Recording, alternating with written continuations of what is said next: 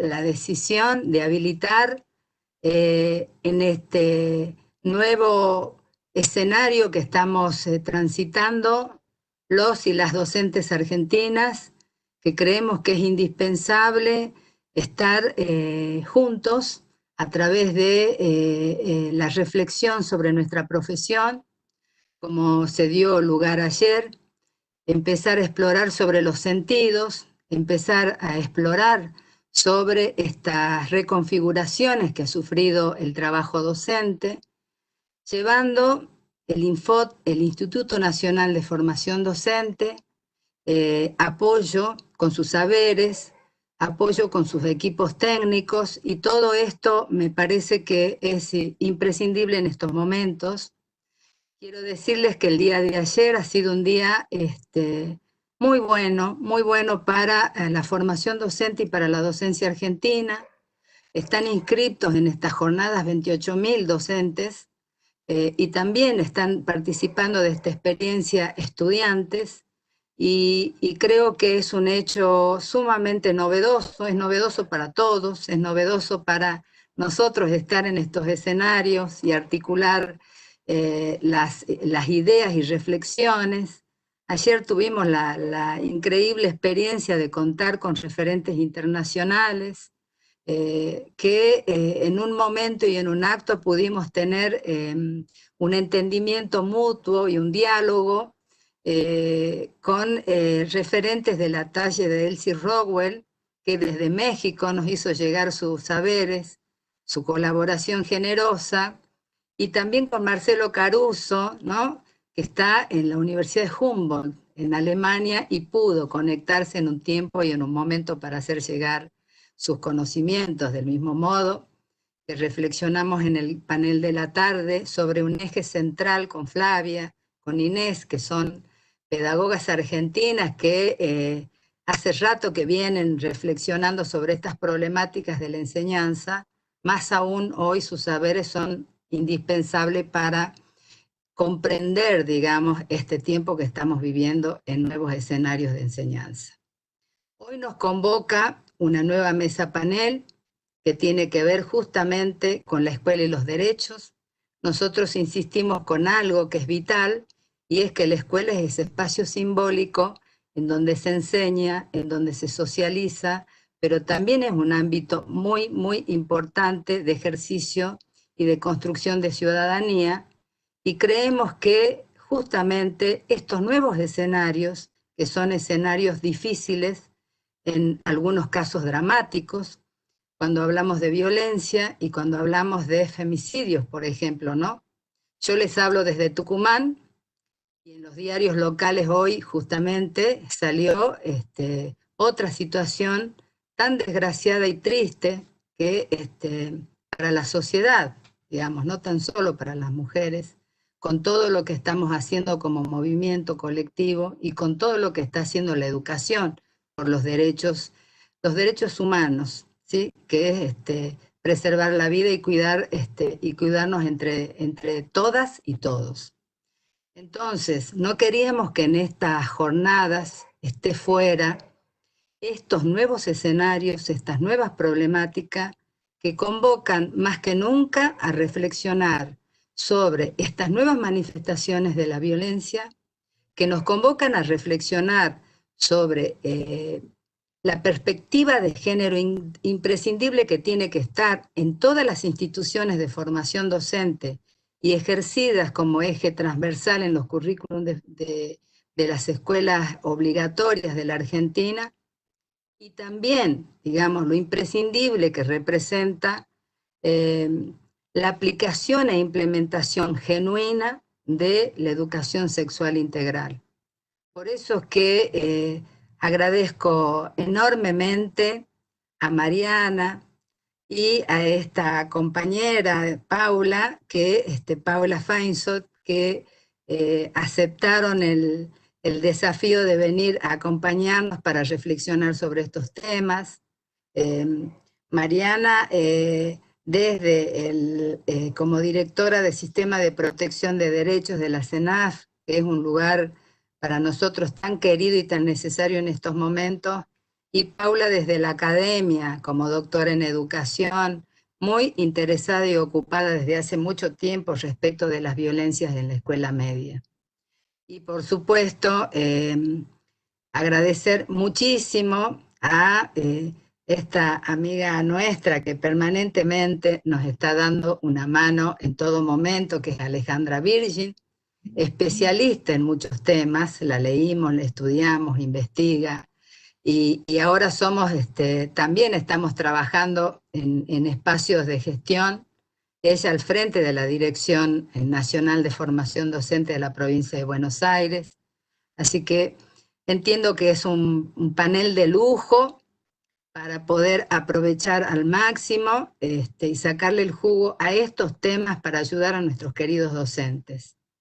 Cuento que también me enorgullece iniciar esta nueva etapa de la jornada con Adriana, querida compañera, viceministra de Educación del Ministerio de Educación de la Nación, que va a decirle unas palabras también de bienvenida, digamos, para este segundo momento, ¿no? Así que, Adriana, te invito a... Todos. Gracias, Mercedes. La verdad es sí, es un panel de lujo, es decir, con amigas, compañeras, realmente, digamos, son los paneles de ayer, el de hoy, realmente dan inicio a estas jornadas, es decir, de una manera que realmente, como para felicitarte, Mercedes, como para felicitar, digamos, a los colaboradores del Infod por el poquísimo tiempo en que lo han armado y además por la circunstancia particular, ¿no? A mí me parece que el hecho de tener una actividad académica y de reflexión en medio de una situación de urgencia, una situación dolorosa, una situación donde no tenemos parámetros, donde nuestros parámetros de tiempo y espacio, si realmente quedan muy cuestionados, y además insólita, inesperada, como es la pandemia, ¿no? O quizá no tan insólita y tan inesperada para los ambientalistas, los especialistas en cuestiones ambientales, que vienen advirtiendo desde hace mucho tiempo, es decir, que en algún momento la descompensación ambiental puede llegar a producir fenómenos nuevos como el que estamos viviendo.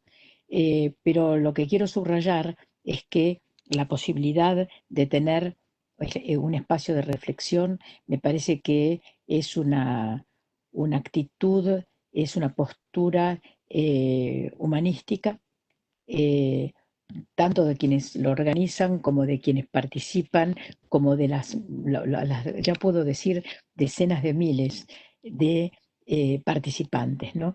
Que se dan un tiempo, es decir, como para reflexionar, para pensar, es decir, sobre no solamente la situación que estamos viviendo en estos meses, la circunstancia de la pandemia y sus consecuencias, sino el conjunto de causas, el conjunto de factores, es decir, que están detrás de esta situación, es decir, y muchos de los cuales emergen, ¿no? Justamente mencionabas el tema del femicidio, verdaderamente en una situación como esta se resaltan, ¿sí? Algunos problemas que son problemas muy centrales, que son problemas estructurales de nuestras sociedades. En ese sentido, digamos, cuando uno analiza el tema de la violencia doméstica, el papel de la mujer en esta circunstancia, que realmente llega a momentos muy, muy preocupantes, ¿sí? O también, digamos, cuando uno analiza la sobrecarga de trabajo, es decir, hoy a la mañana estuvimos participamos, lo mencionaste, de la reunión paritaria sobre condiciones laborales, es decir, y en donde quedó muy claro la sobrecarga de la mujer, que debe ocuparse al mismo tiempo, sí, de ser docente y de atender a sus hijos, y las representaciones sindicales recalcaron mucho ese tema. Yo me quedé pensando justamente en, en que además esto es un problema particularmente importante en el nivel primario, en donde la mayor parte son mujeres, y a medida que vamos subiendo en la pirámide de la docencia, del sistema educativo, vamos encontrando que hay cada vez más hombres y cada vez más hombres ocupando lugares directivos. Y bueno, ha habido muchísimas mujeres docentes, hay muchísimas mujeres docentes recorriendo el tiempo y el espacio de la nación, es decir, llevando materiales que produce la nación, materiales que producen las provincias, materiales que producen ellas mismas, ¿sí? Y ellos mismos. Entonces, digamos, finalmente quiero volver a decir que celebro el espacio que compartimos, ¿sí? Entre participantes, expositores y organizadores, cerca de 3.000 personas, no, de 30.000 personas, cerca de 30.000 personas, ¿sí? Y realmente esto es un orgullo para el Ministerio de Educación de la Nación. Muchas gracias, Mercedes. Muy bien. Eh, Muchas gracias, Adriana, insisto, y ahora ya tiene el timón de este barco Alejandra para seguir con este hermoso panel que seguramente va a ser de mucha utilidad para todos los docentes, ¿no?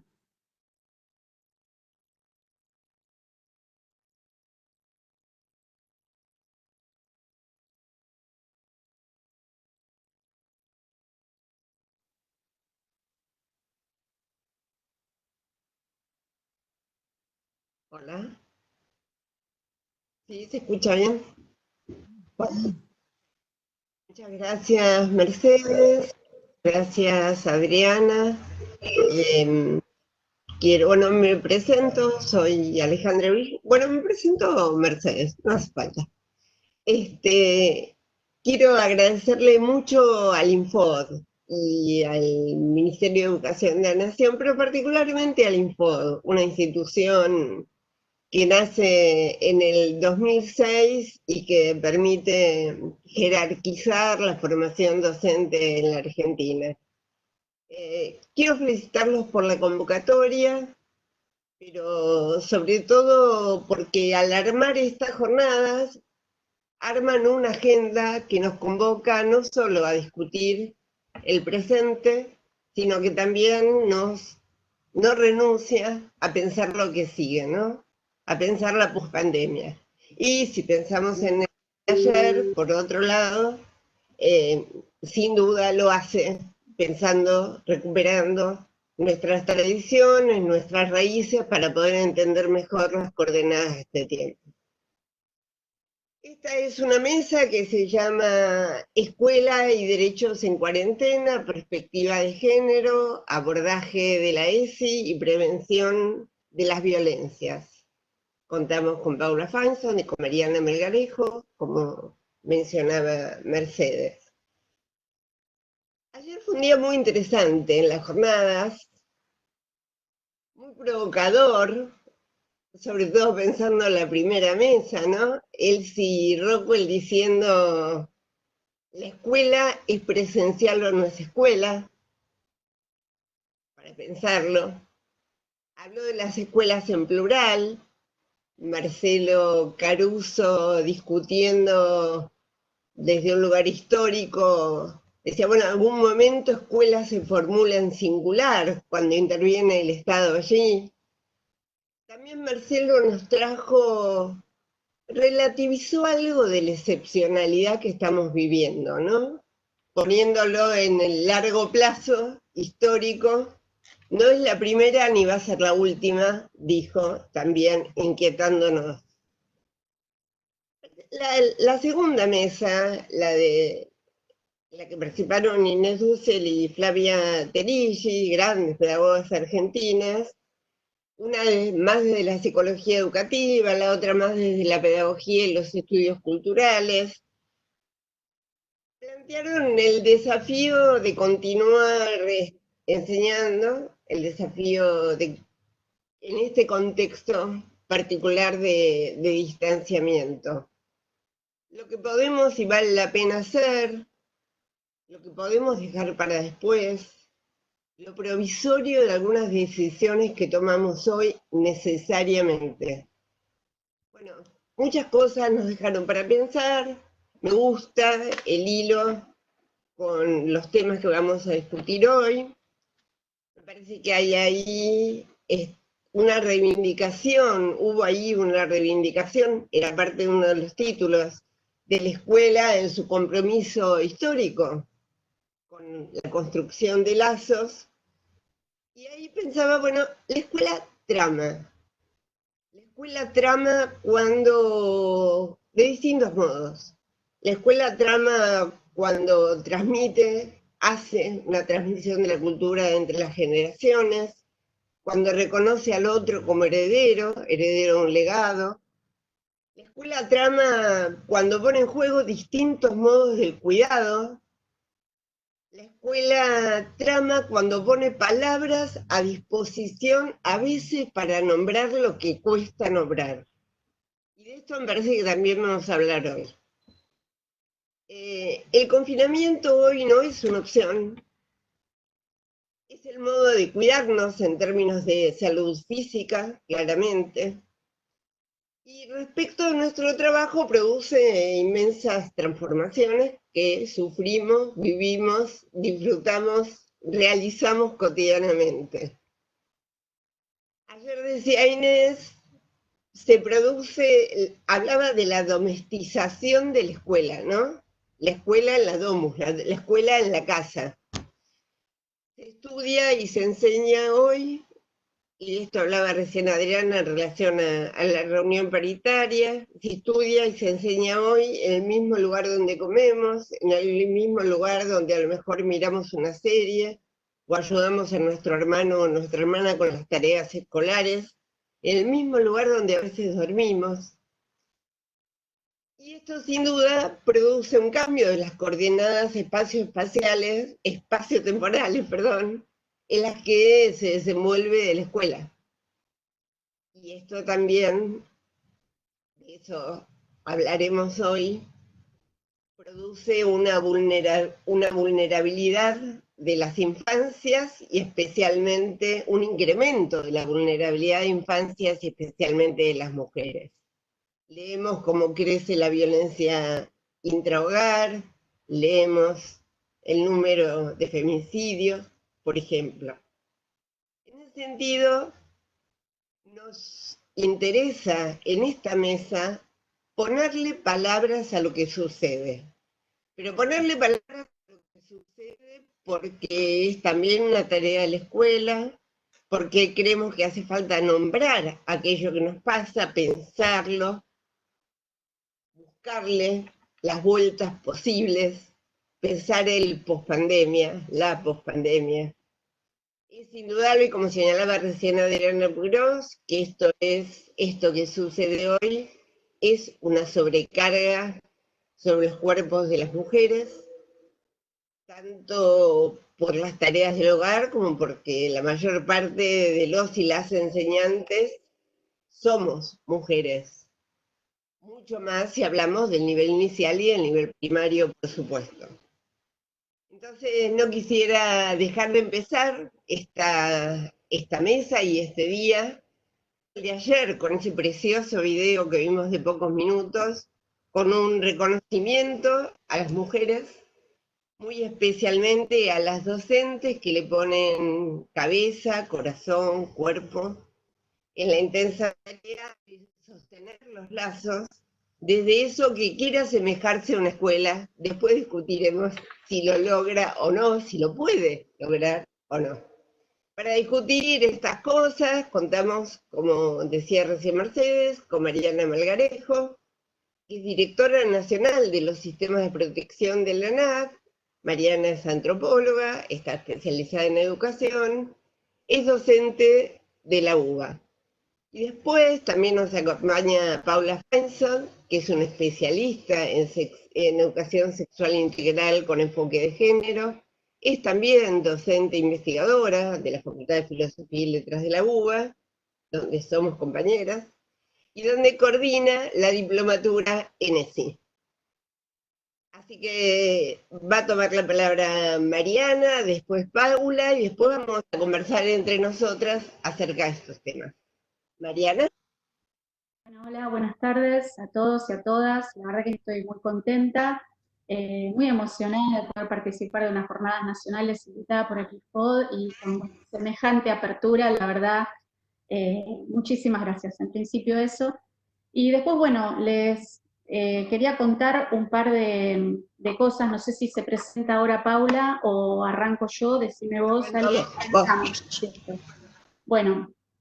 En principio, sí, soy directora nacional de sistemas de protección en la CENAF. En este momento he transitado por distintos lugares y una de las cuestiones que, digamos, más nos preocupa en relación a este nuevo contexto de aislamiento por la pandemia es que nosotros como Estado, digo, tanto las compañeras de educación como Secretaría, como el área de salud, como todas las áreas de Estado, tenemos que seguir garantizando derechos en el contexto actual. Esto, digamos, complejiza, así como complejiza la tarea de todos los docentes, de todos los padres y las madres, de todas las familias, de todas las áreas de Estado, pensar la niñez en un contexto de pandemia, por lo menos nos involucra desde un desafío muy grande, porque no tenemos las herramientas con las que solíamos contar, ¿no? Más sobre todo aquellas áreas que tienen una extensión de presencialidad muy importante. Mi dirección, por ejemplo, tiene técnicos territoriales, o sea, equipos nacionales en todas las provincias, al menos tenemos un equipo territorial. Eso hace que, por suerte, podamos conservar el curso territorial. O sea, nosotros estamos como viendo qué está pasando con los sistemas de protección de derechos de niñez en cada una de las provincias. Y esto, digamos, nos pone a mirar especialmente, yo elegí 3 puntos para contarles, que después podemos ampliar de acuerdo a lo que quieran las compañeras y lo que vayamos conversando, pero en principio, digamos, marqué como 3 puntos para contextualizar la problemática. Por un lado, digamos, tal como se viene sucediendo en los anuncios públicos, parece que los niños, niñas y adolescentes van a ser como los últimos en recuperar su vida cotidiana, llamémosle de esa manera. No solo porque, digamos, los ámbitos como la escuela, que es uno de los ámbitos de principal actividad y socialización, parece que van a estar cerrados por bastante tiempo, sino porque también, digamos, hay una restricción mayor sobre los niños. Tal vez los adultos estamos pudiendo salir a hacer alguna compra, en el caso de los funcionarios públicos estamos teniendo presencialidad en algunos lugares de trabajo cuando somos áreas esenciales, pero digo, los niños son los que en este momento tienen como mucha restricción y mucha demanda, volver a espacios de encuentro, volver a lugares de recreación. Bueno, esto en general a todos los niñas, las niñas, los niños y los adolescentes les está pasando que les cambió la vida y que no tienen muy claro, digamos, cuándo esta vida va a volver a ser parecida a lo que era.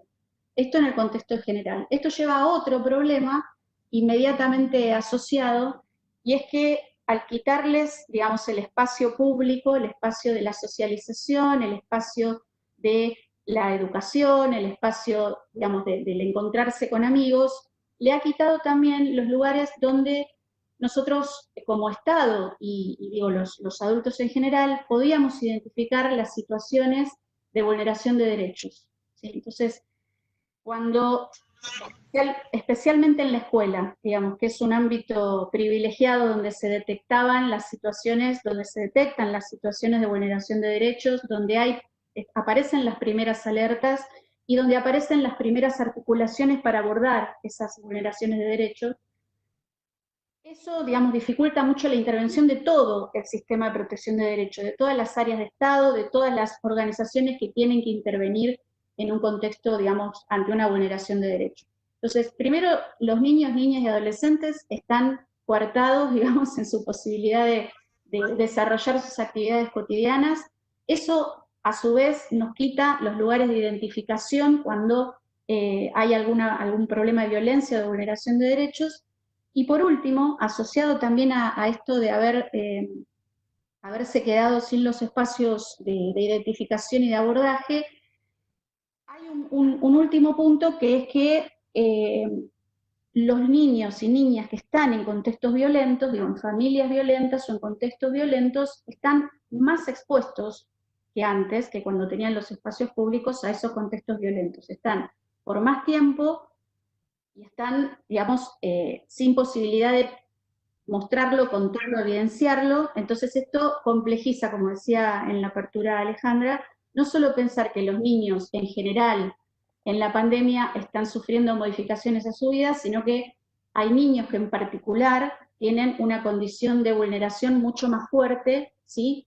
Y que son aquellos que necesitan más el Estado y más el alerta, digamos, especialmente de la escuela, pero también de los servicios de salud, del vecino, de la plaza, de los espacios públicos.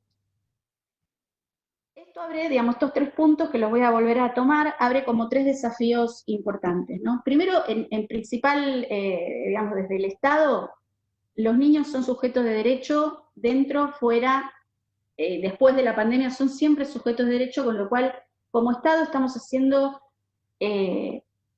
muy creativos y estamos haciendo unos grandes esfuerzos para lograr que los chicos puedan seguir ejerciendo derechos aún en el marco de la pandemia.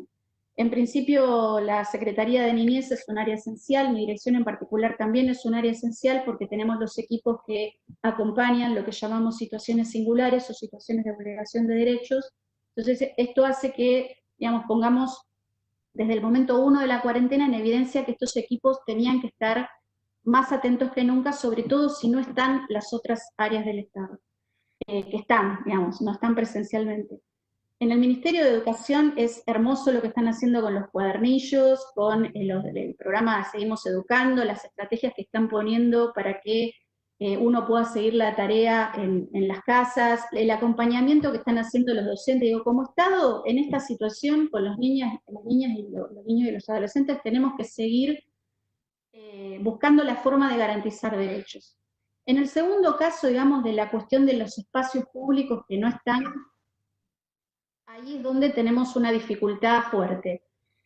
Porque el ámbito privado parece, digamos, y esto es una hipótesis que creo que con mis compañeros vamos a poder validar, y las compañeras también van a poder validarlo más que nadie, en el ámbito privado es donde más cuesta entender la idea del paradigma de sujeto de derecho, ¿no? Los niños son sujetos de derecho y supuestamente, digamos, el ejercicio de la ciudadanía empieza por casa, pero quienes hemos trabajado en escuelas y con chicos y chicas sabemos que una respuesta muy frecuente a cualquier intervención que uno quiere hacer es, bueno, es mi hijo o es mi hija y hago lo que quiero, o yo decido qué hago con mi hijo, o yo... Entonces, cuando el ámbito privado, digamos, todavía no entiende que más allá de que sea una persona que está a cargo mío y es mi responsabilidad porque es sujeto de protección especial, pero sigue siendo un sujeto de derecho, no mi propiedad, digo, no porque sea mi hijo o un niño o una niña que está a cargo mío, no es mi propiedad, sigue siendo un sujeto de derecho que tiene que ser garantizado en su ejercicio pleno. Bueno, cuando eso no se entiende, cuando se confunde la idea de responsabilidad con la idea de propiedad sobre los sujetos, es donde tenemos las mayores dificultades en relación a la vulneración de derechos.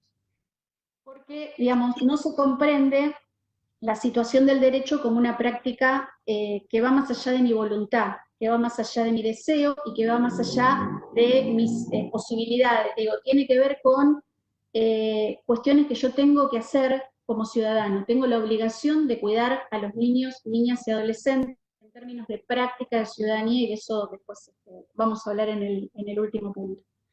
Y la última parte más complicada, digamos, es cómo activamos, y esto es un desafío, en el último punto que yo les marcaba la cuestión de los contextos violentos, donde hay niños, niñas y adolescentes que están mucho tiempo más que el tiempo habitual en lugares donde además no se lo pueden contar, digo, ni a la maestra, ni a la preceptora, ni al preceptor, ni al portero, ni a los amigos, ni... esta situación no solo se concentra en los niveles de violencia, porque los contextos donde hay violencia, justamente el aislamiento no estaría ayudando a que sean más saludables y menos conflictivos, al contrario, se incrementa el conflicto y los chicos están como expuestos mucho más tiempo a ese nivel de conflictividad. Entonces, ahí tenemos un desafío fuerte, porque, digo, ¿cómo hacemos para seguir garantizando el derecho y la obligación, digamos, a ser cuidado y a cuidar que tienen los chicos en el marco del ámbito privado? Digo, los chicos en las familias y las chicas en las familias tienen que poder seguir siendo sujetos de derecho y tienen que poder seguir siendo protegidos esos derechos.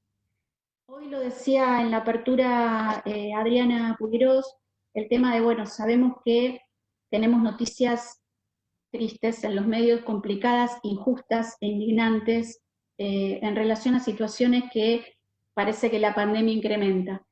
Con, digamos, violencia de género, cuando hablamos de violencia de género, seguramente si es una familia, esta violencia está asociada a violencia contra niños, niñas y adolescentes. Digamos, en general vienen bastante de la mano estas situaciones. Los contextos violentos no son violentos solo para las mujeres. Digo, en las familias, cuando, por eso hay una ley que tiene que ver con la restitución de derechos de niños en familias donde las mujeres han sufrido femicidios, digamos, porque se sabe que en general, digamos, esto afecta a todo el grupo familiar.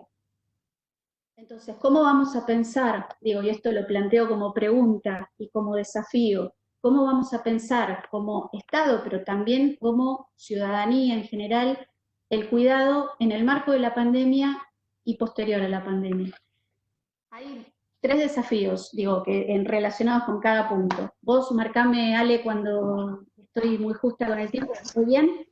Bárbaro. Bueno, hay como 3 desafíos que nosotros estamos pensando, tanto, como dirían las compañeras, tanto para el contexto actual, o sea, para lo que estamos viviendo, como para la salida gradual de este contexto actual y para la post-pandemia, porque digo, cuando pensamos, tenemos que pensar no solo en el momento en el que estamos, sino cómo lo vamos planificando, cómo vamos planificando lo que se viene, por lo menos los que tenemos responsabilidades de gestión, pero la verdad que la academia está muy comprometida también en pensar estos escenarios.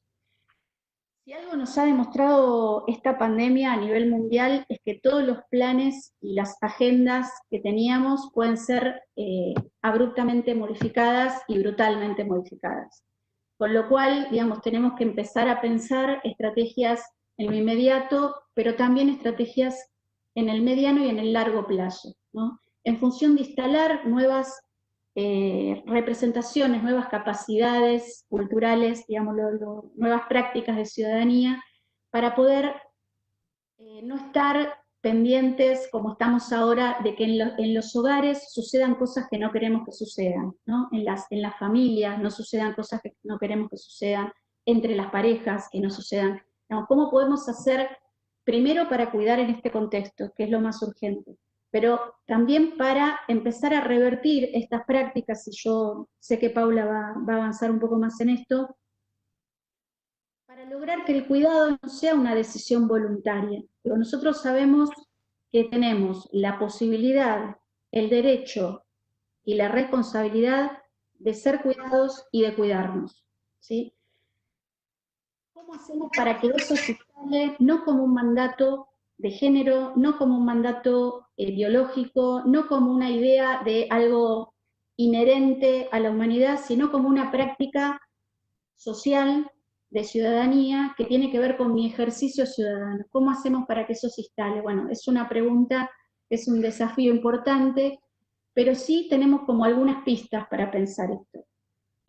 Por un lado, digamos, hay que modificar, y esto creo que vamos a coincidir todos, hay que modificar la idea de que el cuidado es una práctica que solo tiene que ver con el cuidarme a mí, digamos, o cuidar lo que quiero.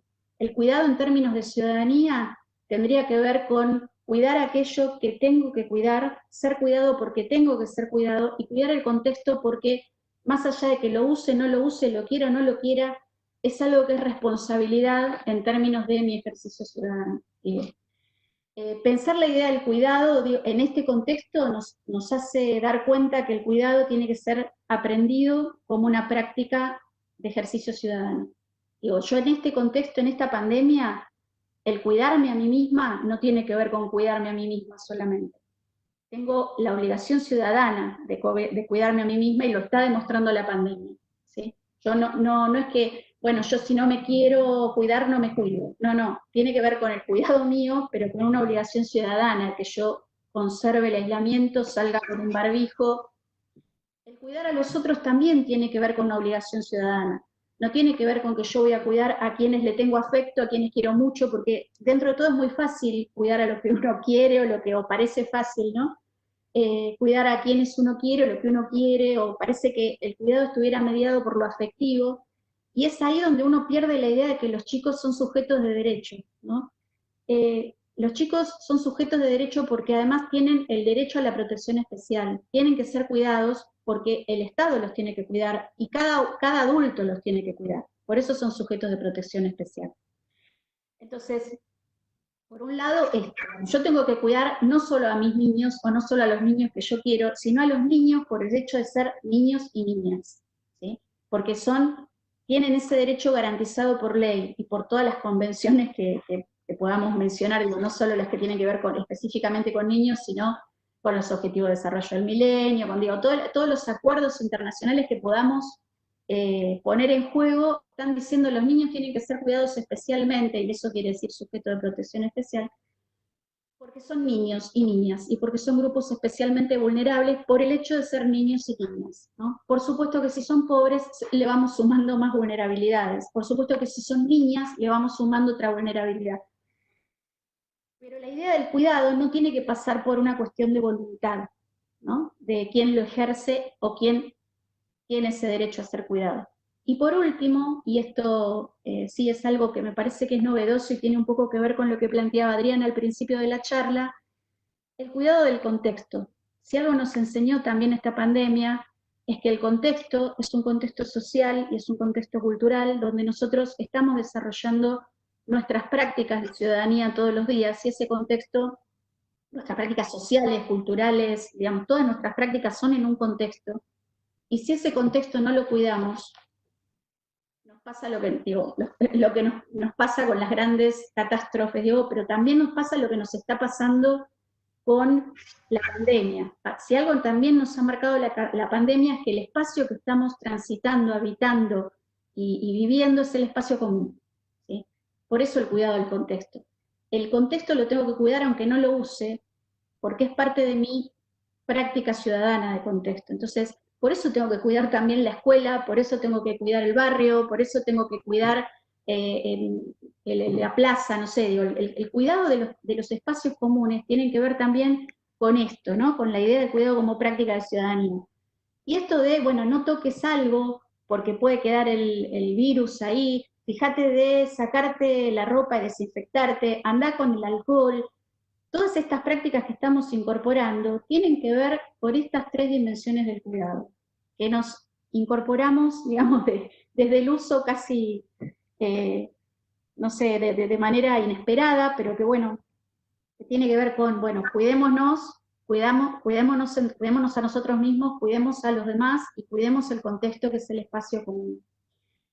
Si nosotros logramos como sistema de protección de derechos que esto nos saque, aunque sea una pequeña enseñanza, digamos, que nos lleve en un avance hacia ese sentido, ¿sí? Hacia el sentido de incorporar las prácticas de cuidado desde esta perspectiva ciudadana, es probable que los sistemas de protección de derechos, tanto en las provincias, los municipios, como en los barrios y en los contextos cotidianos, empiecen a funcionar sin estos temores que estamos teniendo de que, bueno, de que empiecen a pasar cosas que no queremos que pasen porque están ajenas a nuestro alcance. El Estado siempre tiene que estar, el Estado siempre tiene que acompañar, pero hay una parte de lo que sucede en las sociedades que tiene que descansar en un nuevo paradigma, en unas nuevas prácticas que tenemos que desarrollar como sociedad. En eso, digamos, pensando a largo plazo. Entonces, cierro con esto, serían como 3 momentos de desafío. En un principio, ¿qué hacemos como Estado para proteger los derechos de los chicos, las chicas, en este contexto particular de violencia? De pandemia. Ya este fallido es, bueno, estamos todos con unas situaciones muy diferentes de las que solemos transitar. ¿Qué hacemos? Bueno, hacemos de todo. en CENAF, en particular, en la Secretaría Nacional de Niñez, Adolescencia y Familia, tenemos una preocupación muy fuerte por acercar a estos ámbitos privados los recursos para que los chicos, las chicas se puedan comunicar, puedan ser acompañados, puedan denunciar en caso de necesitar denunciar, puedan transmitir sus preocupaciones. Estamos generando espacios de diálogo con este recurso, pero también se está tratando de difundir y de instalar recursos como la línea 102, que es la línea de acompañamiento a las situaciones de violencia y vulneración de derechos.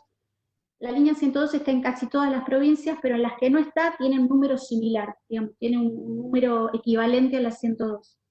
Estamos elaborando guías para poder acompañar a las mamás, a los papás y a las familias para poder llevar este aislamiento todos juntos, todas juntas en casa, guías de orientación para aquellos espacios donde los niños no están con cuidados parentales, sino que están en dispositivos convivenciales, en el cuidado de otras personas. Entonces, hay un montón de herramientas que uno está como generando todo el tiempo para poder garantizar derechos en el marco de este aislamiento. Pero lo que tenemos que aprender es también a pensar que este aislamiento y en esta situación nos tiene que sacar mejores. Estas prácticas no pueden ser todo el tiempo, digamos, un ciclo de volver a empezar desde el mismo piso de ciudadanía. Si algo nos debería dejar esta situación es la posibilidad de pensarnos como sujeto de derecho, de pensar a los niños y a las niñas y a los adolescentes como sujeto de derecho, y no solo como Estado, sino también como adulto, como adulta y como ciudadanos y ciudadanas. Bueno, la programa mía quedaría por ahí, no sé si quedó alguna cosa. La seguimos conversando. Muchas gracias, Mariana. Le paso la palabra entonces a Paula. Bueno, muchas gracias. ¿Me escuchan bien? ¿Sí? Bueno, en principio agradecer la invitación a participar de este espacio, que bueno, como ya fue señalado, valoro especialmente en este contexto poder contar con un espacio para detenernos a reflexionar sobre lo que nos está pasando, un momento difícil, angustiante para todas, todes, todos. Un espacio que agradezco también para poder encontrarnos, ¿no? Encontrarnos y pensar juntos, juntas, juntes. Y agradezco en este sentido al Ministerio de Educación, al Infod, pero también a quienes nos están escuchando del otro lado, porque como fue señalado, estamos en un contexto en el cual, como docentes, ¿no? Vemos que en este proceso que ya fueron mencionando de feminización del trabajo docente, ¿no? La feminización de la docencia, implica también todo un desafío poder encontrar un tiempo para encontrarnos y poder pensar juntos. Y agradezco especialmente la posibilidad que nos están dando de este tiempo, ¿no? Un tiempo para pensar, como decían recién, algunas cuestiones que nos angustia el contexto, pero lo que estamos trabajando específicamente acá, ¿no? Que tiene que ver con las violencias, los sufrimientos, las desigualdades que se dan en este contexto y que se dan de alguna manera de un modo particularizado, ¿no?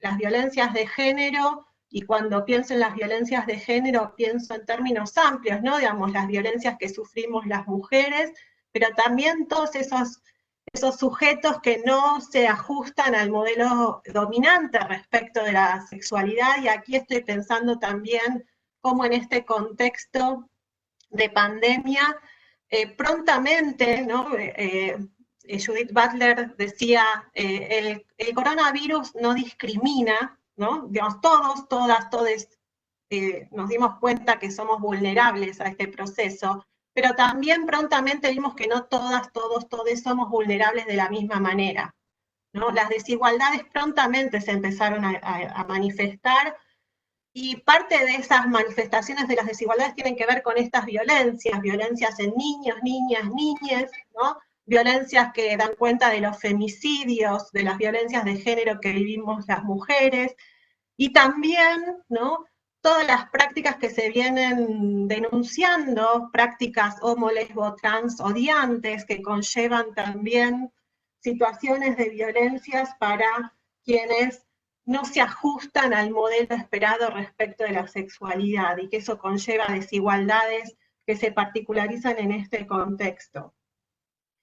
En este contexto de desigualdad, también celebro la posibilidad de, y ayer se hablaba, ¿no?, de hacer con ese video un tributo a las y los docentes, ¿no?, porque creo que parte de ese tributo tiene que ver, y con este tiempo que nos estamos dando para pensar esto, con dar cuenta del valor que está teniendo, que siempre tuvo la escuela, pero en este contexto, en términos de esto que se está planteando como la continuidad pedagógica, ¿no? Y dar continuidad pedagógica en este contexto tan difícil, donde en esa continuidad pedagógica también lo que prevalece como compromiso es el compromiso con la educación, ¿no? Con el compromiso con la educación como derecho, y el compromiso de las docentes, las escuelas en plural, como decía ayer Elsie Rockwell, en poder garantizar esos derechos en un marco tan hostil como el que estamos viviendo y como el que estamos trabajando específicamente en este encuentro que estamos compartiendo. En este sentido, me parecía importante poder, en continuidad con lo que planteaba Mariana, dar cuenta de que este contexto en el cual se particularizan estas desigualdades, que no son nuevas, ¿no?, pero que adquieren pisos particulares, se presentan dos cuestiones que en algún punto vienen siendo una continuidad con lo que se viene denunciando, visibilizando desde los movimientos feministas, disidentes, ¿no?, desde los espacios académicos, los estudios de género, que tienen que ver con poder dar cuenta de que las familias no siempre son un lugar de cuidado, ¿no? Digamos, y esto me parece importante poder decirlo, porque es una presunción fuerte, ¿no? Muchas veces en las prácticas institucionales en general, ¿no? Digamos, poder dar cuenta de que este contexto que estamos viviendo nos pone sobre la mesa de que no todos la pasan del mismo modo en sus familias, ¿no? Y recién Mariana hablaba, ¿no?, de la preocupación que en ese proceso de que no todos, todas, todes la pasamos de la misma manera en las familias, la preocupación por las niñas, ¿no?, en esa situación de vulnerabilización intersectada, después en todo caso, o interseccionalizada, donde también se dan particularizaciones y preocupaciones como docentes que tenemos en términos de saber, ¿no?, que las violencias que viven las mujeres adultas, ¿no?, les sujetes adultos, no son las mismas que los niños, las niñas y las niñas. Y acá me parece que de alguna manera aparece otra cuestión que, si bien se particulariza en este momento, marca una continuidad, ¿no? Y que tiene que ver con que para muchos, muchas, que no la pasan bien en sus familias, la escuela es el lugar donde encuentran la posibilidad de pronunciarse, poner palabra, como decía Ale al comienzo, ¿no?, poner palabra a lo que le están pasando, pero no solamente poner palabras, sino poder analizar qué es lo que me está pasando y poder encontrar, ¿no?, un lugar que aloje eso que me está pasando y que me acompañe en eso que me está pasando. Coincido con parte del diagnóstico que se comentaba ayer, que la escuela, ¿no?, implica corporalidades, presencialidad, ¿no?, digamos, la discusión que estamos teniendo en poder pensar que la virtualidad es una posibilidad que estamos desplegando en el marco de un contexto excepcional, con algunas posibilidades y algunos límites, pero que también en este contexto excepcional, la virtualización no es la única herramienta que les docentes, las escuelas en plural, encontramos para esa continuidad pedagógica. Hay mucho despliegue de otras estrategias, ¿no?, que tienen que ver justamente también con las desigualdades, ¿no?, y con las particularidades de cada uno de los espacios, desde los cuales se van tejiendo estrategias para para acuerparnos, ¿no? Digamos, me gusta el concepto de acuerparnos, ¿no? Digamos, la posibilidad de encontrar, ayer se hablaba fuertemente, ¿no? De esto de la escuela como un lugar donde se genera una espacialidad y una temporalidad particular, ¿no? Y que eso hoy está movido, ¿no? Se movió, ¿no? Por supuesto, pero creo que, y acá también traigo todo el trabajo docente en la imaginación, el despliegue de la imaginación que se ha dado en encontrar las posibilidades de seguir generando esa posibilidad no solamente de encuentro, sino de una temporalidad y un espacio propio, ¿no? Digamos, creo que hay todo en este contexto en el cual se generan y profundizan estas desigualdades y que nos lleva a repensar algunas cuestiones de la escuela, ¿no? No sé si a repensar la escuela, ¿no? Sino algunas cuestiones de la escuela, ¿no? Creo que hay todo un desarrollo de estrategias que se vienen generando, y acá traigo a los movimientos estudiantiles, traigo a las organizaciones sociales y populares, traigo a las organizaciones docentes que han encontrado con muchas limitaciones, con muchas dificultades, pero no por eso, sin ir encontrando estrategias creativas para poder seguir acuerpando, manteniendo ese vínculo que va mucho más allá de la virtualidad, ¿no? Digamos, pienso estrategias como la del barbijo rojo, pienso las estrategias que vienen haciendo los estudiantes y las estudiantes y les estudiantes para poder generar esa posibilidad de encuentro, y no solamente de encuentro, sino de un momento de intimidad, porque creo que quizás también parte de lo que ayer comentaban en la mesa era ese espacio que posibilita la escuela de una intimidad, de una autonomía, de la posibilidad de la autonomía, ¿no? Y poder ahí desplegar algunas cosas que, por supuesto, que en contextos donde se da esta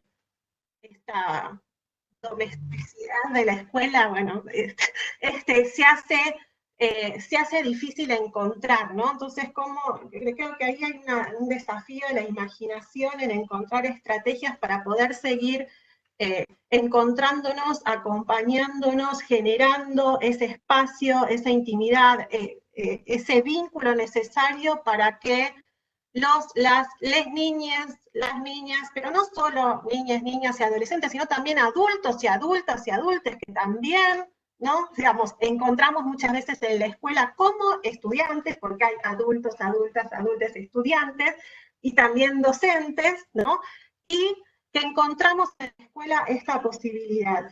Pero creo que estas estrategias tienen en común, ¿no? Que todas ellas traen un pedido o ven de alguna manera que esa continuidad del vínculo pedagógico, esa continuidad de la concreción de ciertos derechos y de poder seguir acompañando en estos procesos de violencia, de desigualdad y de sufrimiento, van acompañados de una demanda que tiene que ver con que la continuidad pedagógica implica continuidad con ESI, ¿no? O continuidad de la ESI, ¿no? Y vamos a trabajar un poco, quizás ahora o después, en términos de pensar, creo, la ESI en dos planos, ¿no? Digamos, por un lado, creo que la ESI implicó un giro político-pedagógico en dos sentidos, ¿no? Digamos, por un lado, la ESI generó una transformación en poder dar cuenta de que la educación sexual integral es un derecho en sí mismo. Por eso valoro especialmente que se haya generado en este contexto una mesa ahora y después también con compañeras, compañeros, compañeros que van a seguir trabajando en esto, en este sentido de poner agenda y poder pensar que esa continuidad pedagógica y esa continuidad pedagógica que garantice derechos no puede pensarse sin ESI, ¿no? Si ahora podemos pensar qué es pensar con o sin ESI, pero pensar desde la ESI y pensar esa continuidad pedagógica desde la ESI implica dos cuestiones. Por un lado, garantizar un derecho, que es el derecho a la educación sexual integral, que tenemos todas, todos, todes quienes estemos transitando por el sistema educativo. También la ESI como un vehículo de garantía de otros derechos, ¿no? Digamos, porque la ESI es de alguna manera una propuesta que no solamente está vinculada con otro plexo normativo muy potente para poder pensar y tener en cuenta a la hora de pensar las violencias de género, sino que también es una potencia de la ESI como una herramienta que permite conocer cuáles son mis derechos en el plano de las sexualidades y de las identidades. Pero no solamente eso, sino que la ESI implica también un giro en términos pedagógicos y de propuesta educativa, ¿no? Digamos, creo que ahí la ESI con la I de la integralidad, pero no solamente la I de la integralidad, sino la perspectiva de género y derechos que está pronunciada en distintos documentos y materiales que trae la ESI, es un giro importante. Y en este sentido, me parece importante dar cuenta de esta dimensión, de este giro en términos de perspectiva pedagógica que trae la ESI con la perspectiva de género y derechos, porque esa perspectiva de alguna manera potencia el lugar de las instituciones educativas frente a las violencias de género. Traigo dos situaciones. Por un lado, el Ministerio Público, ¿no? Ya nos dio algunos datos que daban cuenta de la Ciudad de Buenos Aires, como un 80% de los casos de niños, niñas y niñas que denunciaban una situación de violencia, la denunciaban después de haber pasado por una actividad vinculada a la educación sexual integral, ¿no? Que abre de posibilidad la educación sexual integral para visibilizar ciertas cuestiones que tienen que ver justamente con esa perspectiva de género y de derechos, que implica poder mirar críticamente las relaciones de poder que están presentes en los procesos de producción de las sexualidades, ¿no? Pero por otro lado, traigo también una bandera, una demanda, algo que surgió fuertemente en el marco del Ni Una Menos, ¿no? Digamos, cuando surge el Ni Una Menos en nuestro país, en un momento donde también la educación sexual estaba siendo atacada como política pública, la educación sexual integral en el marco del macrismo, ¿no? En ese contexto surge como una bandera una frase que dice: sin ESI no hay ni una menos, sin ESI no hay una menos, ¿no? Una bandera levantada, una frase levantada por los movimientos estudiantiles, por los movimientos feministas, por las organizaciones docentes, donde se ve ahí la potencia de la educación sexual integral con perspectiva de género y derechos para poder prevenir estas cuestiones. ¿Tengo tiempo? ¿Sí? 2 minutos. 2 minutos. En este sentido, me parece que la perspectiva de género de la ESI abre la posibilidad de pensar 3 cuestiones que la potencian como perspectiva para generar transformaciones, si se quiere, en el campo de la cuestión de las violencias de género. Por un lado, y retomo acá los vínculos con los movimientos feministas, los movimientos académicos y disidencias, digamos, la educación sexual integral resulta potente porque permite advertir que lo personal es político, como decían las feministas de la llamada segunda ola, ¿no? Y en este sentido dar cuenta de que la sexualidad es una construcción social e histórica, ¿no? Y se pone en tensión esto que planteaba Mariana en términos de un discurso que insiste en la división de lo doméstico y de lo público, y lo doméstico como lo íntimo, ¿no? Y lo íntimo como despolitizado. Aquí,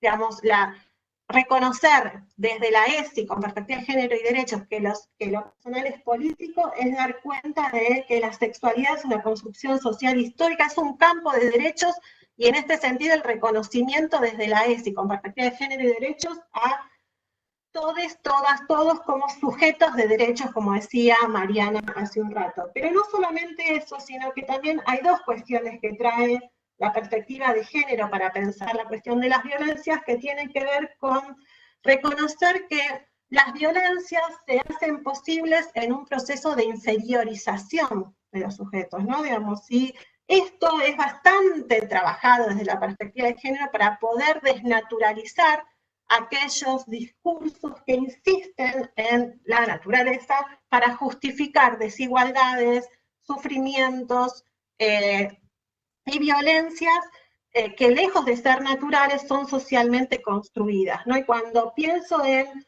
no solamente esta visibilización de y dar cuenta de que no hay nada de naturaleza en la violencia, ¿no? Y poder desarmar estos procesos de naturalización social, también de naturalización de las violencias, también traigo acá otras cuestiones que traen los movimientos, que en esa desnaturalización lo que se permite visualizar es que no hay una única forma de vivir las sexualidades, sino diversas formas de vivir de las sexualidades. Y en este sentido, la educación sexual integral con perspectiva de género implica una posibilidad de relajar algunas cuestiones vinculadas a la violencia, en tanto que nos reconoce a todos, no solamente como sujetos de derechos, sino como sujetos de deseos.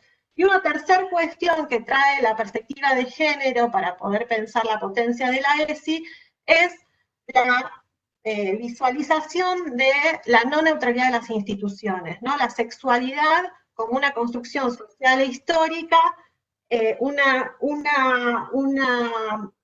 una construcción social histórica donde se dan procesos de desigualación y de inferiorización, y en ese terreno y en esos procesos participan activamente las instituciones y las instituciones educativas. Como dice un libro que compila Graciela Morgade, toda educación es sexual, ¿no? Digamos, poder ver, digamos, los procesos a través de los cuales las instituciones participan, las instituciones educativas participan en procesos de construcción de un orden social que es sexual, en el cual existe una normatividad patriarcal, cis heteronormativa, pero no solamente patriarcal y cis heteronormativa, sino también junto a los feminismos decoloniales, ¿no? Y feminismos populares, lo que vamos dando cuenta es que este orden también hay que pensarlo interseccionalizado con las desigualdades de clase, con las desigualdades de color de piel, de nacionalidad, de edad, ¿no? Como decíamos recién con Mariana. Entonces, me parece potente poder pensar que en esto que trae la ESI, en la posibilidad de reconocernos como sujetos de derechos, como sujetos de deseos, también desde la interseccionalidad, lo que permiten ver los análisis que trabajan desde esta categoría es poder reconocer no solamente los particulares, las particulares formas de sufrir violencias invisibilizadas cuando no miramos interseccionalmente estos procesos que impiden ver algunos procesos particulares de violencia, sino también el proceso, y mirar desde la interseccionalidad, implica poder ver que en esos procesos de desigualación, que hay sufrimientos y hay formas particulares de sufrimiento, también se dan formas particulares de resistencia. Y acá, ya termino, digamos, poder visualizar que hay particulares formas de sufrir, ¿no? Y de vivir las desigualdades, y de cuidar, como diría Mariana, también allí, ¿no? Digamos, pensar el cuidado como una construcción social e histórica atravesada por cuestiones de género, ¿no? Y el cuidado como una categoría social donde hay distintas formas de cuidarse, no solamente distintas, sino desiguales, sino que en esas formas desiguales no solamente hay sufrimiento, sino que en esas formas desiguales de cuidarse y de vivir las sexualidades, se generan particulares formas de resistir. Y hay, en esas formas de resistir hay saberes que necesitamos poner en diálogo en las instituciones, y la ESI, de alguna manera, desde una perspectiva de género y derechos, invita a ese diálogo, ¿no? A poder salir desde un lugar de verdad como institución y poder dialogar con esas distintas formas desde donde se piensan los cuidados, las sexualidades, ¿no? Las resistencias a las violencias, porque solamente desde ese diálogo va a ser posible construir un proyecto más emancipador, más igualador, más justo en la escuela, ¿no? Digamos, desde ese diálogo donde no solamente nos reconozcamos y reconozcamos a todos, todas, todes como sujetos de deseos, como sujetos de derechos, sino también como sujetos de saber. Y esta es una ruptura fuerte de la ESI, ¿no? Digamos, reconocer a niños, niñas y adolescentes y a niñas como sujetos de saber también, ¿no? Y un saber que merece ser tenido en cuenta para poder pensar cómo desafiar lógicas hegemónicas y presentes en las instituciones, que quizás nos llevan como instituciones a insistir en ciertas modalidades que no están terminando de ser potentes para poder dar respuestas a estas situaciones. Ahí me parece que, y termino, hay todo un aporte de los movimientos estudiantiles, feministas también, de los movimientos docentes, de los sindicatos, que es potente en términos de saber, de un saber cuidar, de un saber generar prácticas de resistencia frente a la violencia que necesitamos, al que necesitamos dar lugar. Bueno, muchas gracias, Paula. Más que interesante lo que venimos de escuchar de Mariana, de Claudia, de Paula, perdón. Voy a tomarme la posibilidad de hacer una pregunta a cada una. Cuando te escuchaba, Mariana, pensaba en esto de las prácticas de cuidado en el marco de la protección de derechos. Y pensaba en los múltiples ámbitos en que las prácticas de cuidado deberían desempeñarse. Por ejemplo, pensaba en los medios de comunicación. Me gustaría pedirte que recortes, dado que somos docentes, estamos hablando con docentes, ¿qué valor tienen las escuelas allí? Si podés darnos ejemplos para poder pensar las prácticas de cuidados en el marco de la protección de los derechos que han desplegado, pueden desplegar, están desplegando las escuelas. Bueno, la verdad es que las escuelas, yo te lo comentaba previamente a esta charla, desde SENAF las extrañamos mucho en términos de lo protectoras que resultan, porque más allá de que, tal como diría Paula recién, ni las violencias ni el cuidado, digamos, tienen nada de natural, sino que son prácticas que se enseñan, que se aprenden y que se construyen socialmente.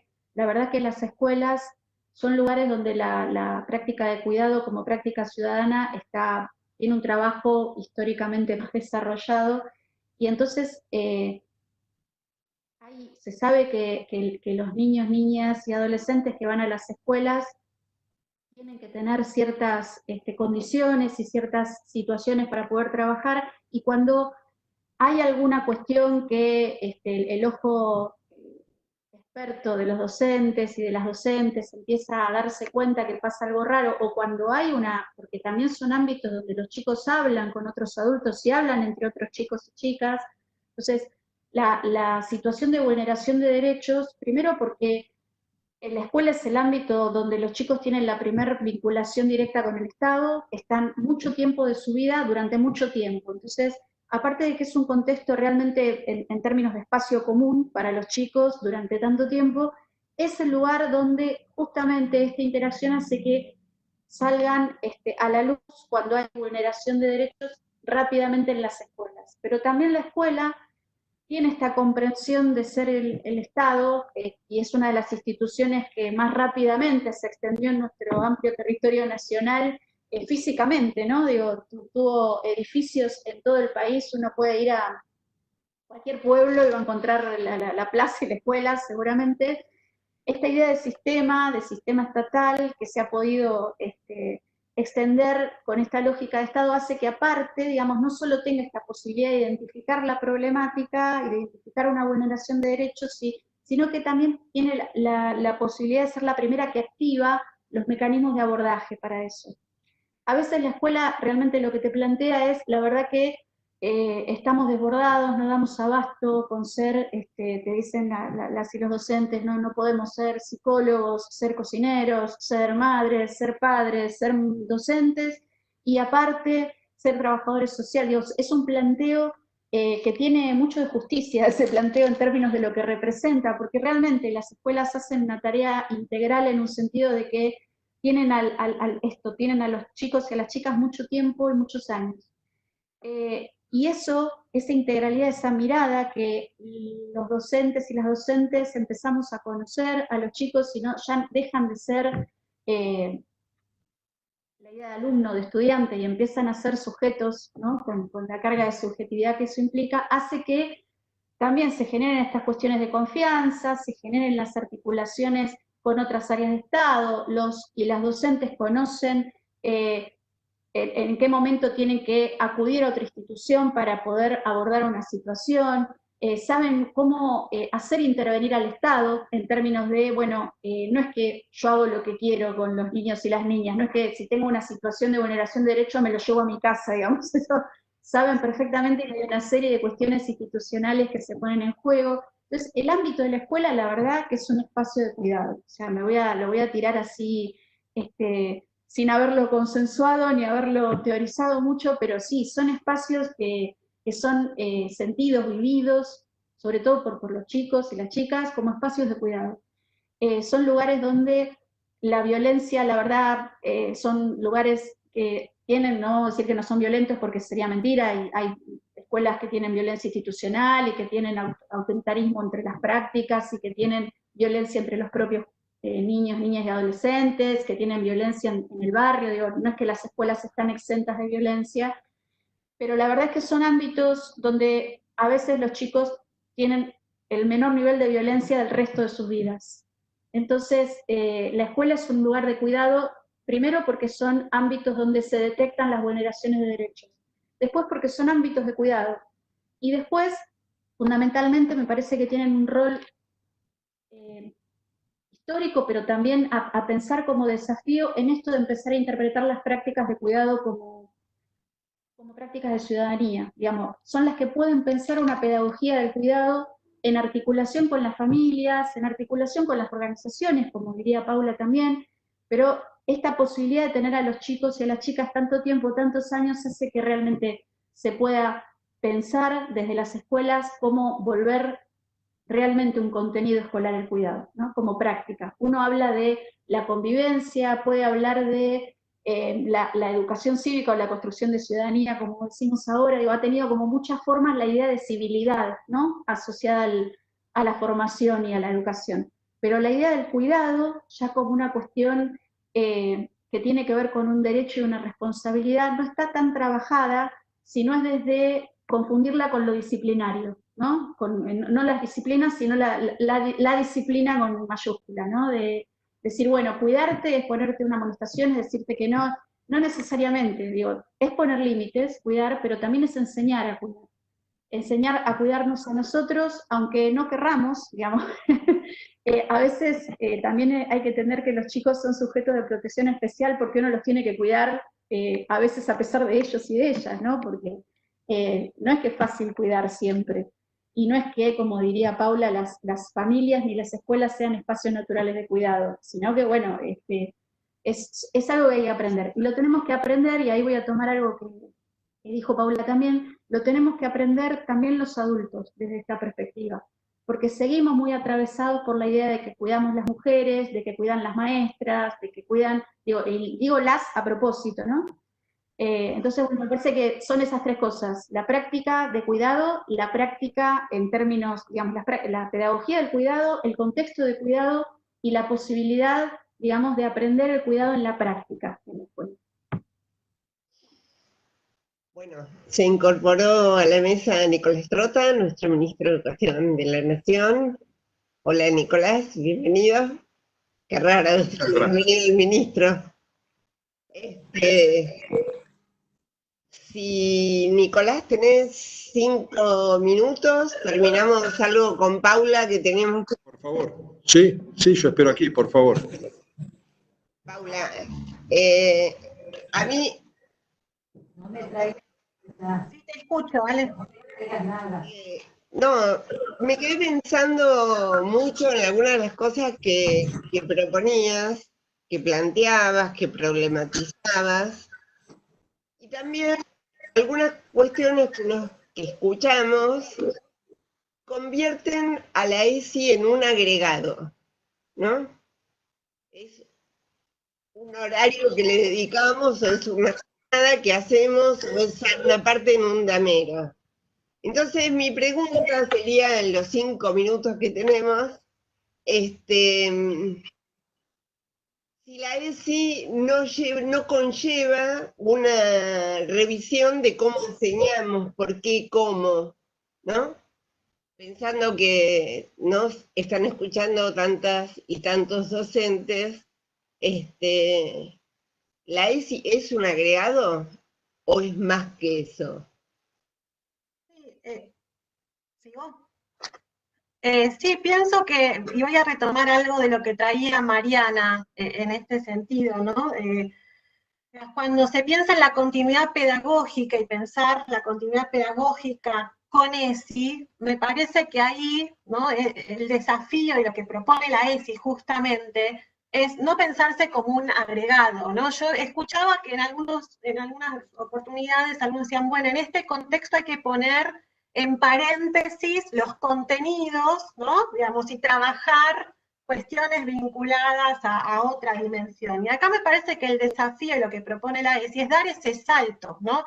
Pensar la ESI no como un tema, no como el rinconcito de la ESI, que si bien es potente porque para el tema de violencias de género hay propuestas de jornadas específicas de ESI, jornadas específicas para hablar el tema de violencia que tienen su potencia, pero la ESI nos invita a la transversalización de la ESI, ¿no? ¿Y qué implica transversalizar la ESI? Invita de alguna manera a pensar el qué de la escuela, el cómo de la escuela, y en este qué de la escuela, poder pensar cómo la ESI, no como contenido, sino como perspectiva, se hace presente para revisar algunas insistencias, algunas presunciones en los contenidos y en las formas de construir el saber, ¿no? Presente en la escuela. Y en este sentido me parece muy interesante lo que trae Mariana en ese contexto. Creo que un desafío fuerte, más que poner en paréntesis ciertas cuestiones, es tornar pedagógico el cuidado, ¿no?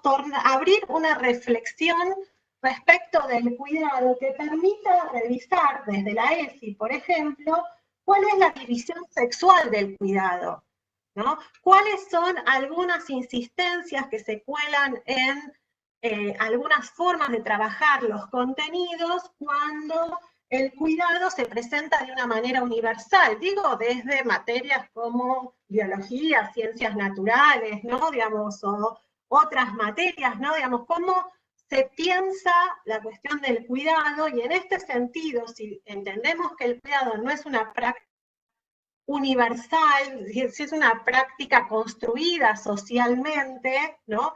De poder ver cuáles son las desigualdades que se juegan en las formas de cuidar, ¿no? Y cómo abrir una posibilidad de despliegue donde todos y todas y todes nos constituyamos como sujetos cuidadores y a ser cuidadas también, ¿no? Debemos poder pensar en esa doble vía, y en esa doble vía, estoy tratando de ser sintética y rápida por los 5 minutos, también poder pensar que ese cuidado y ese tornar pedagógico al cuidado implica dar lugar a un contenido que está fuertemente invisibilizado en la escuela y que rompe con otro binarismo jerárquico que es la racionalidad y la emocionalidad, y pensar que en ese cuidado y poder cuidarnos implica poder reflexionar sobre las emociones. Poder cuidarnos implica poner en tensión qué implica el amor, por ejemplo, ¿no? Poder problematizar el amor romántico, amor que tan caro nos costó a muchas mujeres y a muchos, ¿no? Digamos, es una oportunidad pedagógica en términos de poder tornarlo contenido y trabajar sobre ese contenido. Y la ESI nos da herramientas para problematizar el amor romántico. Y en este sentido, y para terminar, y pensando en poder pensar el cuidado y la potencia pedagógica del cuidado y la necesidad de reflexionar sobre esto, también valorar la práctica docente, el trabajo docente como un trabajo de cuidado, como un trabajo afectivo, como un trabajo donde hay vínculos, pero que hay sobre ese cuidado y sobre esos vínculos y esas formas de amar, digamos, hay todo un saber. Ayer Flavia hablaba de esto, ¿no? Sostenernos en los saberes que tenemos y reconocer esas prácticas de cuidado como prácticas de saber, ¿no? Y poder repensar sobre ellas, no como un saber acabado, porque justamente el contexto nos desafía a poder revisar esas prácticas de cuidado y qué saberes se juegan allí, con el compromiso ético de ver hasta qué punto en esas formas de desarrollar el cuidado estamos dejando algunos, algunas afuera, y en ese sentido el compromiso ético, no solamente de poder revisar nuestras prácticas, sino también de acompañar y reparar, y acompañar en esa reparación. Por eso, en ese sentido, lo que decía Mariana, esa práctica de cuidado también implica hacer lugar a estos procesos que están viviendo los chicos, las chicas de Chile en las instituciones educativas, no solamente para reflexionarlos, sino poder pensar cuál es nuestra posibilidad desde la escuela y con quiénes otras instituciones, otros actores tenemos que trabajar para poder acompañar, problematizar, prevenir, pero también reparar esos derechos vulnerados, ¿no? Y eso también es parte del cuidado. Bueno, gracias Paula, gracias Mariana, me quedo con un montón de preguntas desde la responsabilidad y la tarea que compartimos desde la provincia de Buenos Aires, pero desde el INFOD de pensar la formación docente se dijeron muchas cosas que alimentan, así que me daría para otra conversación. Me quedo con una, que es la potencia de la pedagogía del cuidado, pensando en lo que pasó en las escuelas, pero pensando también en lo que está pasando, ¿no? En lo que las escuelas, los maestros, los profesores, las profesoras sostienen cada día en este contexto tan difícil que nos toca atravesar. Entiendo, Mariana, que se extrañe a las escuelas con edificio, pero hay mucho trabajo que se está haciendo para que los chicos y las chicas, sin estar apabullados, puedan sostener alguna forma de vínculo, de lazo con sus compañeros, con sus maestras, con sus maestros, y esperemos en un ámbito tranquilo en su familia. Bueno, gracias a las dos, la verdad que ayudaron mucho a pensar. Le dejo la palabra a... Bueno, yo muy agradecida de este hermoso panel e interesante, y también de la presencia de nuestro ministro. Esto da cuenta de la importancia que tiene para las políticas públicas del ministerio la educación sexual integral y la perspectiva de género, y todas las puntas que se desarrollaron acá van a ser parte de la formación docente continua, justamente identificando todas estas problemáticas que hoy se ponen, digamos, en evidencia en un contexto tan difícil como que estamos viviendo y como el que está sucediéndose cotidianamente, digamos, y las prácticas docentes que tienen lugar a ella. La pedagogía del cuidado y esta visión que tienen, que no es posible pensar no es posible pensar la continuidad pedagógica si no es a partir de una perspectiva de género y si no es a partir de un ejercicio genuino de la educación sexual integral. Así que bueno, con mucho placer le doy la palabra a nuestro ministro de Educación y le agradezco muchísimo que esté en esta mesa tan importante para la docencia argentina, ¿no? Bueno, muchas gracias, Mercedes, gracias a Mariana, a Paula y a Alejandra. Cuando empezamos a conversar con Mercedes, de poder llevar adelante estos encuentros, nos parecía trascendental abordar, ¿no?, la problemática de la ESI, la problemática del abordaje de la ESI en el marco de la pandemia, ¿no? Conversamos con la subsecretaria, con Laura Siroski, hablamos con Mercedes, que nos parecía fundamental ponerlo también en agenda, ¿no? En una gestión que nosotros solemos repetir, ¿no? Que las leyes están para ser cumplidas, no para ser discutidas, ¿no? Y que tuvimos solo 10 días de clases físicas, ¿no? Para empezar a desplegar lo que debe ser la agenda de la ESI en una Argentina con un cumplimiento muy desigual de la ley, ¿no? Y no necesariamente se vincula a escuelas religiosas o no religiosas. Digo, también hay muchas provincias que obstruyen la aplicación de la ESI, ¿no? Y yo personalmente he conversado con muchos gobernadores sobre lo que es nuestra voluntad y lo que es nuestra responsabilidad y lo que implica para nosotros, ¿no? La ESI, escuchaba unos minutos las afirmaciones, ¿no? Tanto de Mercedes, de Mariana, de Paula, de Alejandra, que van en el camino de lo que nosotros planteamos, ¿no? Y lo digo como un hombre en proceso constante de desconstrucción,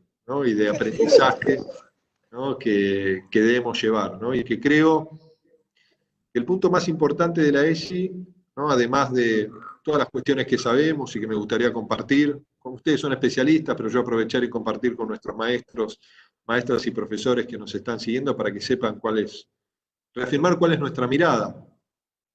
Digo, la ESI nos sirve para reconfigurar la sociedad que vamos a querer en el futuro. Digo, si nosotros queremos abordar una sociedad verdaderamente igualitaria en las responsabilidades familiares, ahí tenemos que abordarlo en la ESI, en la educación inicial, primaria y secundaria. Si queremos atacar la violencia machista para erradicarla, es el abordaje en la ESI, ¿no? La violencia machista, la violencia de género. Digo, romper esos estereotipos, ¿no? Que muchas veces inclusive son multiplicados en los medios de comunicación, ¿no? Afortunadamente la irrupción del movimiento de mujeres hizo entrar en crisis muchísimos comportamientos que eran celebrados y que hoy, cuando nos damos cuenta que eran comportamientos celebrados hace 5 o 10 años, hoy nos avergüenza. Bueno, creo que eso es el cambio social que estamos viviendo. Y que la ESI, por supuesto, nos permite algo para nosotros tan trascendente, ¿no? Que es poder acompañar a los más pequeños, defenderlos, a los niños y a las niñas, de muchas situaciones de violencia que están viviendo en sus hogares, ¿no? Y que en reiteradas oportunidades ellos no lo perciben, ¿no? Y que a partir del rol de nuestros maestros y maestras podemos asumir como Estado la responsabilidad de hacernos cargo y dar una respuesta. Por eso a nosotros esta situación de la pandemia, ¿no? donde tenemos que llevar nuestra escuela a nuestros hogares, era en esta política un desafío, ¿no? Y lo hablamos con la ministra Elizabeth Gómez Alcorta, lo conversamos con la defensora de niños, niñas y adolescentes, de cómo abordamos esta problemática, porque inclusive, afortunadamente, el colectivo de mujeres le ha dado mucha visibilización, ¿no? y la posibilidad de enfrentar esos comportamientos machistas, esa violencia que se consolida en esta situación que estamos viviendo de cuarentena, y el Estado intenta dar respuesta, la presencia de la comunidad organizada también, y se registran aumentos, ¿no? De muchas denuncias de violencia machista, pero no así en lo que es la violencia de niños, niñas y adolescentes, en sus diversas formas, ¿no? No solo hablo de la violencia sexual, sino la violencia también vinculado a el convivir durante toda esta cuarentena.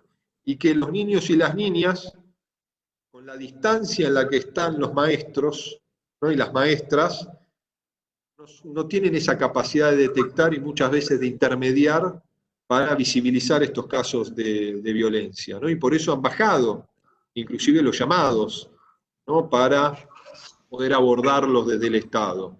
Y nosotros nos planteamos, bueno, cómo nuestros materiales, tanto en la televisión, en la radio, en nuestros cuadernos, pueden permitir, ¿no? La visibilización y el abordaje de esta problemática, que no es que desaparece, por el contrario, se agrava, y la cuarentena implica invisibilizarla, ¿no? Que el Estado no tenga la capacidad de ingresar en nuestros hogares para intentar resolverla.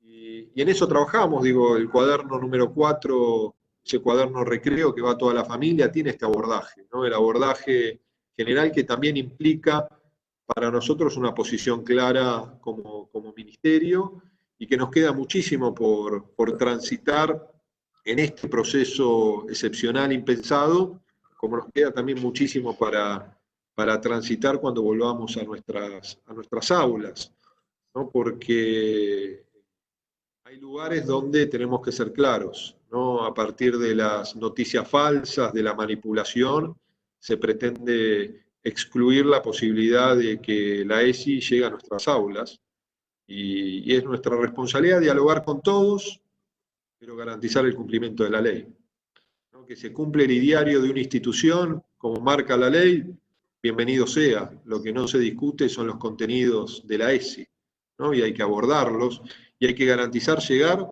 a nuestros niños, niñas y adolescentes en los distintos momentos de la edad escolar, con los abordajes pedagógicos según el momento de la escuela en la que están, ¿no? Y que hay que hablar de estas cosas, y a veces cuesta imaginar que en este siglo XXI haya tantos sectores oscurantistas, ¿no? Que pretenden hacer que algunos lugares de nuestro país sigan transitando por momentos el medioevo, ¿no? Y esa es la batalla que tenemos que ver con inteligencia, y esa es nuestra responsabilidad.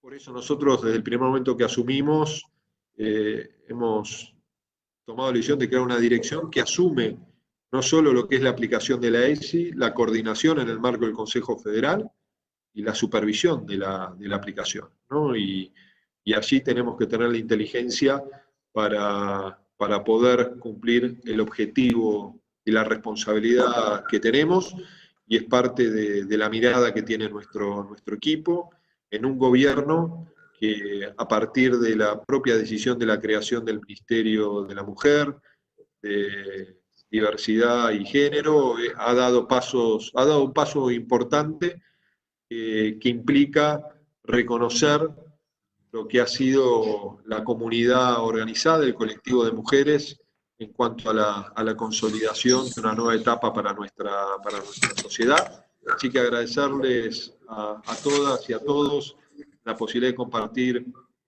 este panel, que para nosotros tiene enorme centralidad en un momento como este, que demanda, como decía Mercedes, el abordaje también en las instancias de formación de nuestros maestros, de nuestras maestras, de nuestros profesores, porque es la manera de que logremos que la ESI esté presente en cada aula, ¿no? Y esa es nuestra responsabilidad, y esa es nuestra obligación. Así que bueno, muchas gracias Alejandra, gracias Mercedes, gracias Paula, gracias Mariana, y ahí la veo también a Adriana. Así que bueno, le mando un beso y un saludo a todos los millares de profesores, profesoras, maestras y maestros que nos están siguiendo, ¿no? Porque, como decíamos ayer, en este momento tan difícil, algo bueno que se lleva a nuestra escuela es el justo y contundente reconocimiento social de todos los argentinos y las argentinas al rol que están llevando adelante los maestros, las maestras, los profesores para la continuidad pedagógica. Así que creo que es algo que tenemos que cuidar, y cuidarlo también es, por supuesto, una responsabilidad de las máximas autoridades educativas, no solo del Gobierno Nacional, sino también de cada una de las provincias. Bueno, un abrazo a todas y todos. Muchas gracias, Nicolás. Decirles que esta problemática continúa y se va a continuar a las 18 horas con otro panel del que forman parte Graciela Morgade y un académico y docente de un instituto de formación docente, José Luis Gómez, que nos van a permitir desarrollar un tema que es muy sensible y que se articula con lo que estuvimos viendo recién y tratando recién, que es la formación docente, ¿no? Y el papel de la educación sexual integral y la perspectiva de género como contenidos. Y por supuesto que esto nos sirve muchísimo a nosotros porque es un modo de enriquecer el trabajo de formación docente continua que queremos dar a lo largo del año y en este encuadre tan difícil que nos está tocando desarrollar la tarea docente a los docentes y la tarea de gestión política al Ministerio de Educación. Así que muy agradecida por esta participación. Muchas gracias, Nicolás, por estar acá con nosotros. Muchísimas gracias, Adriana, por acompañarnos en esta mesa. Y bueno, decirle que continuamos con la actividad en un rato, en 15 minutos, así que muchísimas gracias, muy agradecida como directora del Infod, ¿no?